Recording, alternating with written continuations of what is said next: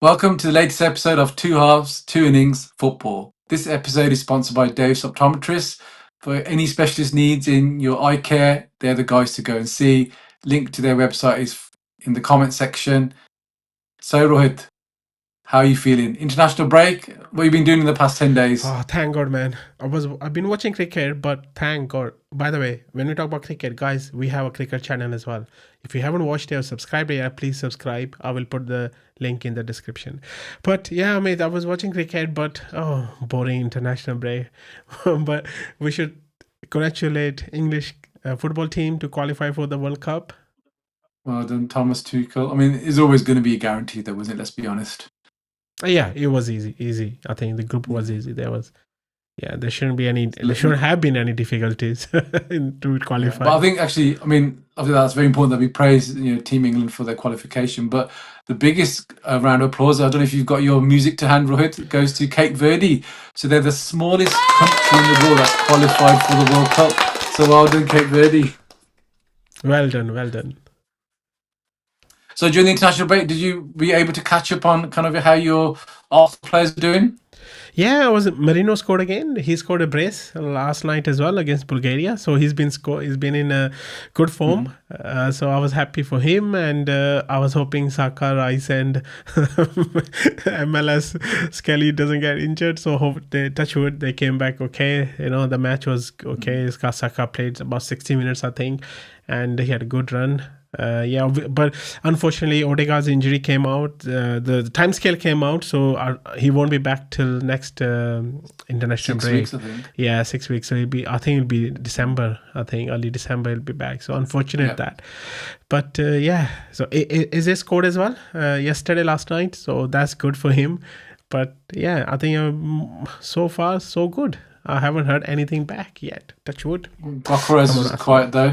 Drew a blank against Kosovo. Isak as well, But Isak did as well. I think he missed 3 golden chances allegedly. Yeah, he missed sitters.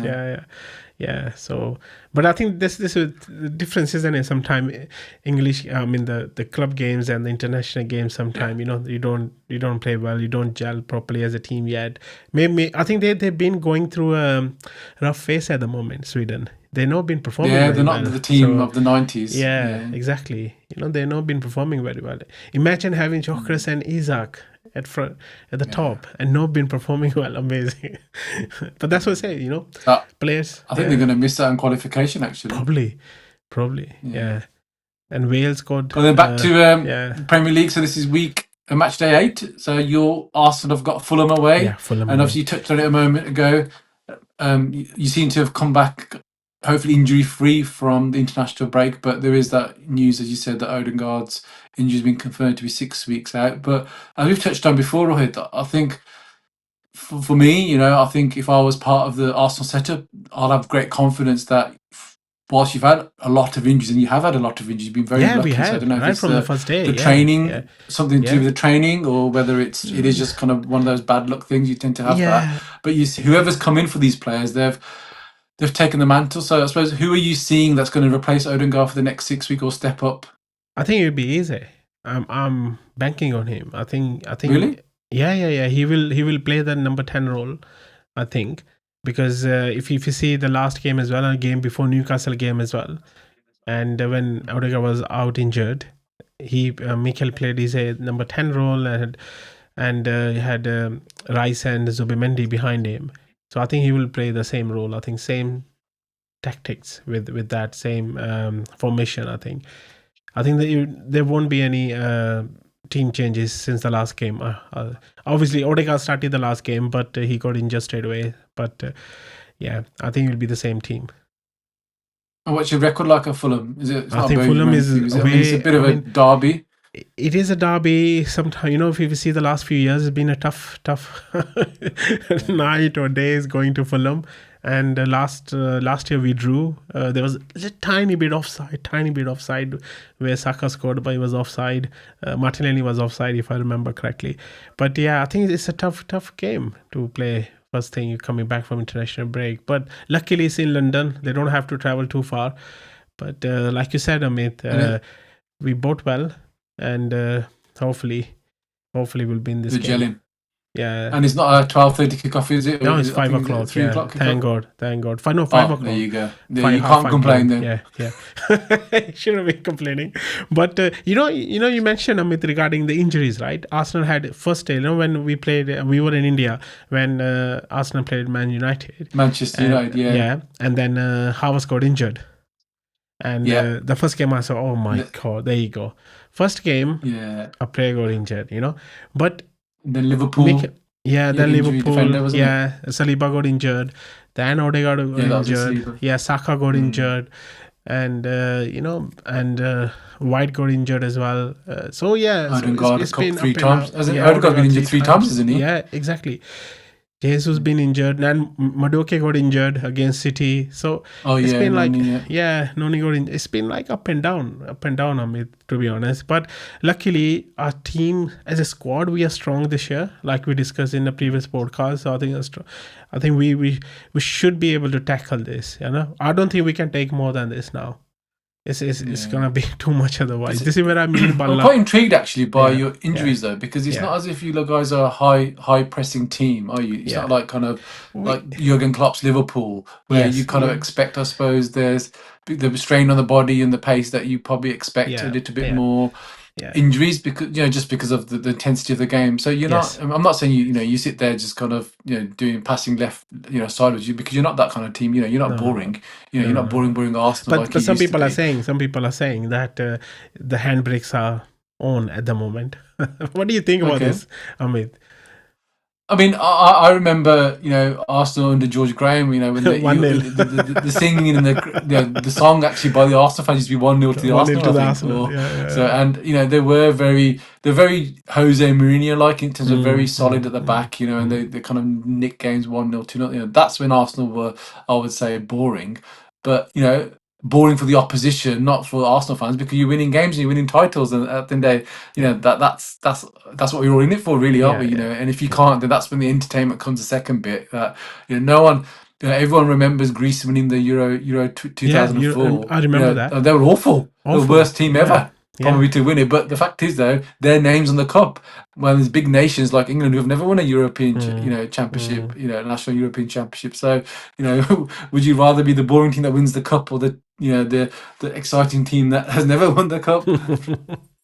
True. I'll definitely take the trophy. Yeah, but I wanna mention regarding injuries. Mikel gave a point in the press conference. I think 2 weeks ago regarding when Gabriel got injured, a tiny bit injured, but he came back. But he said, team, like you mentioned, Amit, intensity at the game is totally different to intensity at the practice, right? At the training.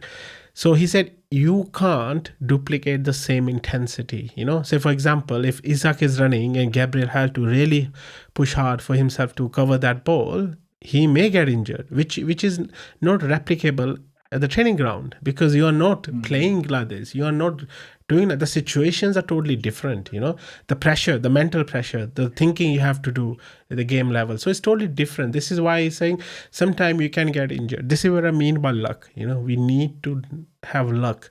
Maybe that's why he bought those players he wanted, because he knew injuries going to come in like last 2 seasons and it derailed our title challenge. Yeah. Well, let's see. As my dad said, Arsenal tend to get cold in November. So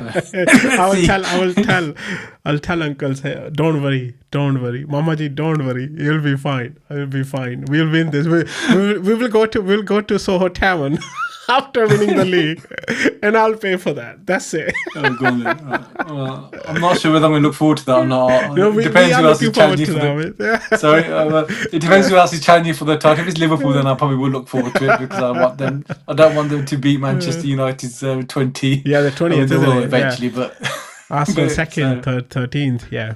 13 titles, isn't it? Yeah. But so back to the game. What's your hopes? Arsenal win, I suppose. Yeah, I hope Arsenal win. I really hope Gyökeres scores this game. Or if there's a penalty, we give to Gyökeres. There was a perfect chance against West Ham. Penalty. I hope Saka would have given to Gyökeres, but he didn't. He scored. I hope we win. And but my prediction is Arsenal win 2-0. That's my prediction. I think we'll be strong at the back as usual, But his first game coming back after the international break, we might be a bit tired. The players might be a bit tired because especially the Brazilian players, they're coming back from far away. Yeah, long flights. Longest flights. So I don't know, but as a fan, you said you hope Gyökeres scores. Sorry. Gyökeres scores, yeah. So why are you feeling the pressure for him in terms of his performances so far, or what's made you say that statement? Because for as a personal level, you need that kick, right? That I've scored. I know he's been playing brilliantly because remember we discussed last podcast. Gyökeres keeps the defenders busy, which gives Saka and Isaac or Martinelli or Trossard can give them some space. And he played brilliantly against West Ham. Last year, we played against West Ham. We lost the game. So this year, we were brilliant against them. So he is our missing jigsaw puzzle. He is, So what I'm saying is he's more than just a goal machine, though. He's not like your. He's very strong. He takes the ball. He keeps the ball good. And then in the transition he plays very well. Yeah, well, that's the thing, though, isn't it? I mean, again, I know we all want kind of a play, and I know he's not set the world on fire in terms of his goals, but not as you said, he's brought other I think elements. He will, though. Yeah. But he's brought other elements of he's not had a bad start to his Arsenal career. No. Totally. He's had a decent start. He's had an above average start. Exactly.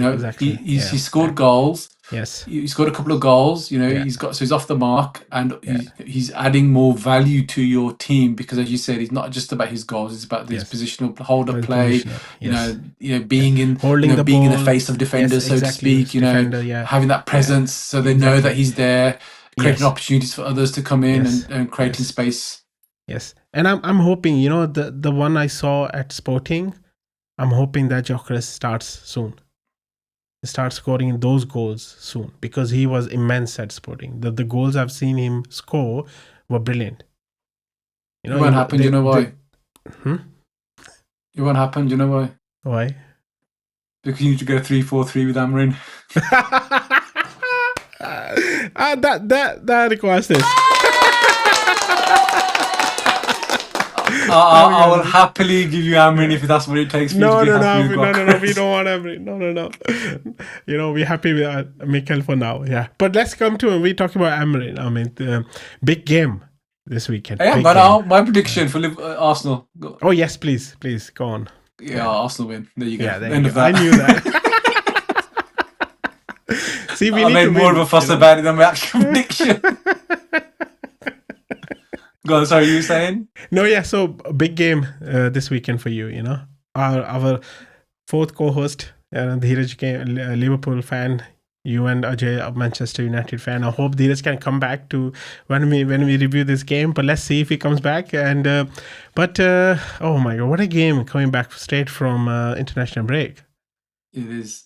Just before that, we talked about Amarin. So the biggest story that I think has been come out of Manchester United during the international break was Sir Jim in an interview allegedly saying that he's going to give Amarin 3. I know we did a short on. I did a short on that, but I think it's a good platform to have two-way dialogue rather than just me ranting. Was Sir Jim saying that he's going to give Amarin 3 years, so there's going to be another 2 years. Now, I was quite surprised by that, as per my very short video. I felt that he will have at least this season, and the reason why I felt that, as I've discussed many times in previous podcasts, is just because the players that he's got rid of, and they all seem to be the players that he's kept, bar maybe one or two, have all been with the view of his kind of favoured 3-4-3 formation. So I felt because of that, that's why I felt they were going to give him to the end of the year. Obviously, we've not had a great start to the season, unfortunately, despite kind of the signings and him clearing the dead wood out allegedly. So for Sir Jim to say another 2 years, is that dangerous? Can that give complacency to Amarin, or does that give him confidence that I've got the confidence of the board to help me progress my project? What do you think as a neutral? Yeah, when I was watching that, or when I heard that interview, and then I came back home, and then when I put Sky Sports news on, and then they were all started comparing Amarin versus Arteta, because he did say He did mention Mikel saying, "Oh, Yeah. look at that, Yeah. Mikel. They after 3 years he started his team started playing better." But I'm thinking, guys, there's a different context. This one is different context. Again, I'm actually happy that they are saying they're backing the manager, because we don't see day-to-day thing. If you see Arsenal's documentary on Amazon Prime, you see when we lost the first 3 games, we were bottom in the league, and he has a 1-1. In Arteta's first season? Yes, first full season, I think. First full season. Or Yeah, second, something like this. Yeah. Yeah. Second season, yeah. When Brentford came back to Premier League. And when, not came back, but when Brentford came to Premier League. So we lost that game. Then we lost against, I think, Chelsea. Then we lost against City. 3 games we lost back to back, and we were 3-0 down. I mean, 0 goals scored, minus minus goal difference, and then 0 points. So that was this way the faith given by Josh Kroenke, who's our majority shareholder, who's to Mikel was 1-1. It was wonderful to see, because they see Mikel working hard day to day, every day. You can see his vision. They could see through what he wants to do. This is what I'm thinking. This Sir Jim is probably thinking same way. But again, you need to at least see teams playing well. Yeah, he that's did exactly not have, what. Yeah, he did not have teams playing at 17th or 18th, right? That's the thing. I know he came 8th twice. Mikel came 8th twice, but at least you can see the progression little by little. Yeah. Here is totally different context. Pressure was same. I mean, Mikel was a rookie manager when he came. It's the first job. At least Amarin has experience in Sporting, and he won the league there. But you need to see. But then again, we are not there. We don't see daily how the team, how he's working behind the scenes. You can see he's working hard. You can say, okay, this guy's working hard. It will click one day. He just need probably his team, maybe, or something. But to say, because Mikel been here 5 years, he only won FA Cup, but I think he got a plus point because he won the cup in the first year. That gave him some points, to stay longer. But Amarin, I think he needs to at least see that what is working hard in the training ground, we need to see on the pitch. Then you can say, okay, I'm happy to give 3 years. So Rio Ferdinand on his podcast, he mentioned the same thing. He was quite bemused by the comparison between Arteta and Amarin, and he's in Arteta's defense. What Rio said was that, and the guest, I can't remember who the guest was on his show, was that at least Arteta had an identity. You could see the way he was setting up his teams, and you could see the structure, and there was flexibility within his teams as well. He did play 3. So, he won the FA Cup playing 3-4-3, right? Yeah, but then again, he changed the system. He changed the system, suited what. And he said, what always seeing from Amarin is rigidity, and putting square pegs in round holes, or whatever the saying is. Yeah. And there's no clear identity of what the team is trying to achieve. You put it right. The focus seems to be 3-4-3, but that's just a formation. How are they playing? Are they playing attacking 3-4-3? Yes. Are they playing defensive 3-4-3? Are they playing counter-attacking 3-4-3? There's no clarity between what we're doing, and we haven't got, as I just mentioned, we haven't got the legs or anything in the midfield really as well. So teams are just kind of just passing us by really. So I mean, in terms of the game, Liverpool, they've had a bit of a wobble recently. 3 games slots first, 3 games in a row they've lost. Obviously one in the Champions League, and 2 of those games they've lost in the last stoppage time, which is what, as we said before, what I said before that Liverpool have been doing. So it'll be interesting. You don't know, you don't know the effects of international break and how lethargic players are coming back from their journeys, but again, I'm hoping at best a draw for United. Again, I'm going to be pessimistic because the last 2 times I was pessimistic for United, they seem to have outperformed. So we beat you should say Sunderland and we beat Chelsea. So I don't think it'll be a 7-0 to Liverpool. But you don't know. Yeah, there's options. It depends what we do attacking wise, because I think there's the Liverpool defence are there to be had. but they're so dangerous from the midfield onwards. Yeah, And yeah. I know obviously Isak hasn't clicked yet for Liverpool, but he's always tend to have done well against Manchester United, as most players have, unfortunately. So I'm hoping for a draw, but let's hope it's better than that. But Yeah. what are you thinking? Yeah, I'm hoping either draw or a loss to Liverpool, defeat to Liverpool. But I think Oh that's yeah, you again would want that, not because of Man yeah, United, because of the gap exactly between because of Arsenal. Oh Arsenal. yeah, sorry, Exactly. obviously. So but again, my heart says this. My brain says this: Liverpool gonna win this game because I think they're gonna be too strong at home for United. If it was at Old Trafford, I would have said, tricky. But at Anfield, I'm thinking Liverpool gonna win because they must be rubbing their hands because they want to prove something. The 3 games consecutive losses they had are just a blip, and there's nothing wrong with the team. There's nothing wrong with Slot, and then they're gonna come back and I think they'll be on front foot, as you know, at Anfield right from the start. I think you may have to do a lot of defending in this game, and how good United are in defending, I don't know. Like you said, the midfield is not good at the moment. Although, again, we can't comment on one game, but the goalkeeper Lemens had a very good debut. Oh yeah, and what I just said. and Yeah, so he caught the he was ball. catching. He's catching the ball. He actually knows how to catch. He didn't have a button on his gloves. Well, let's see. But also, as I mentioned as well, again, I know there wasn't many opportunities to do that. But one thing I did like about his performance, he was in the ears of the defenders. So he That's seems good. to be organising his defence, which is what Yeah. we've been lacking since the days of Schmeichel and Van der Sar. The other big story actually that came out was there's strong rumours that Bruno's going to get sold next year. Yes, yeah. Wow, what do you So think of that? Fabrizio Romano, who's very well respected within the kind of the transfer, regarding transfer speculation, who seems to be in the know. He's been saying, although I think he backtracked a little bit, but potentially he's been saying that Bruno's going to be sold for in excess of 100 million pounds. So in 2026, I don't know if that's in January window or in the summer transfer window, but it'd be interesting. And they're saying, and this bit I'm excited about, if that does happen, that Manchester United have got Blaber, who they did make a bid for at the start of the season, or before the start of the season, from Brighton, and also Anderson from Nottingham Forest, who seems to have had a good start. So they seem to be the 2 players. And Wharton as well. I think I've heard the rumours, from Crystal Palace. I think I've not heard the Wharton one. I heard that one before, but the Anderson and the Blaber one is the 2 that, and allegedly Anderson is pretty good actually. Blaber. Yeah. Anderson, he's he playing for England. He had a good debut for England last time around. Yeah, exactly. And he started last night as well for England.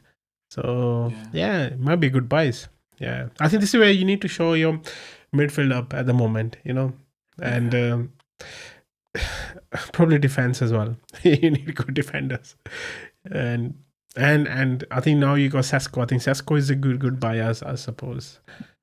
He's young, he's tall, he's gonna learn quick. So. As I said to you before, though, you can have Messi up front leading the line, but if you're not going to give him the ammunition, then but Messi can score off his own, right? So that's true. That's true. Messi will make those. Probably not the best because he's one of the great, all-time greats. Yeah, exactly. So those players can make something like anything, isn't it? Yeah. Good. So I'm going for Manchester United draw, Liverpool draw. You're going for a Liverpool home win. I'm going for Liverpool win. Yeah, unfortunately, I'm going with my brain. We'll see. Yeah. We'll see. So that's a nice and short episode today.